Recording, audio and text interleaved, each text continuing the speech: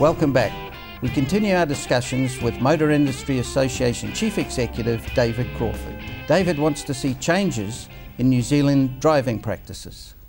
ANCAP crash testing, right? New Zealand subscribes to it, the government, motor clubs and so forth and so on. Correct.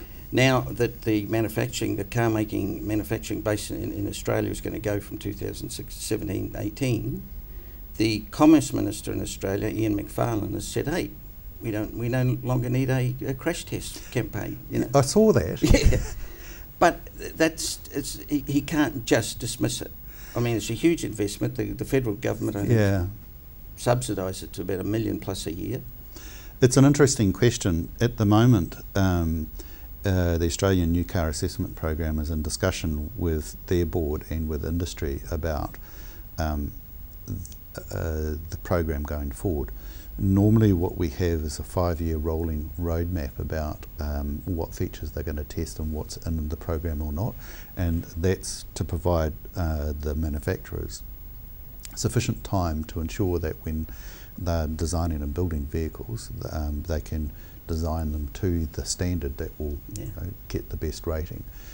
It takes 4+ years to be able to design a platform, so if you know that 5 years out they're going to test against these range of criteria, and then the planning for that starts 5 to 6 years in the past.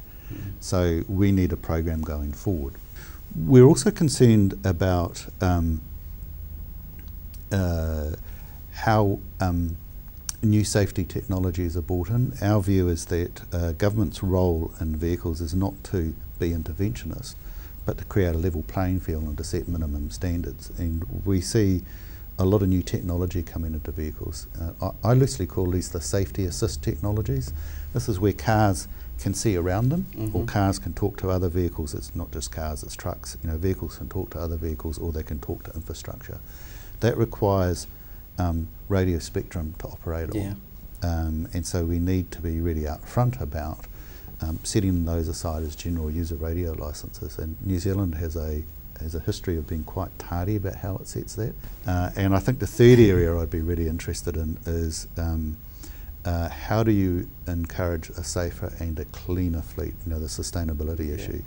And we think the way in which fuel excise duty and road user charges are set is skewed. It's road user charges were set for heavy vehicles, but when you come down to the light end, it completely sets, in our view, a little bit a perverse incentive, because a little 1.2 turbo diesel car, less than 2 tonnes in weight, pays the same amount of road users charges as a big V8 diesel SUV.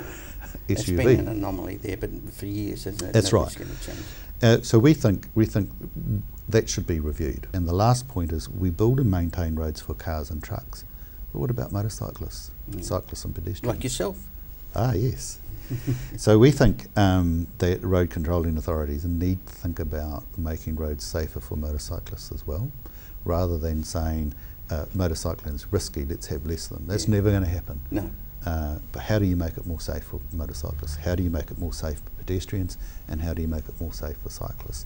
They've got to feature in our roads. So I think we need a mindset change about our roads being a shared space. It's not my space, it's not your space. No, indeed. It's a shared space. Exactly, exactly. And you create your own safety bubble out there. You know, good drivers, good driver trainers will tell you, get into a safety bubble, stay there. If you need to get out and get into another one. Our driving in New Zealand, I think, is increasingly egocentric. It's if I'm on a motorbike, I have the right of way. If I'm in a car, I have the right of way. If I have a truck, you definitely have the right of way. How many times have you pulled out to pass somebody and they put their foot down? You know, there's a lot of pet hates out there. It's nothing personal at all, passively. So I think as a Minister of Transport, I want to have a look at not just infrastructure. I want to have a think about what runs on the infrastructure. I think all too often governments think about the infrastructure alone. Safety's a priority, David? Well, we want our spouses, our children, our friends to come home. Indeed. And we don't want them maimed on the way. David is right about a change of mindset. It has been talked about in political and transport circles for years. One company that changed its mindset was Ford, certainly about going global with its new Mustang.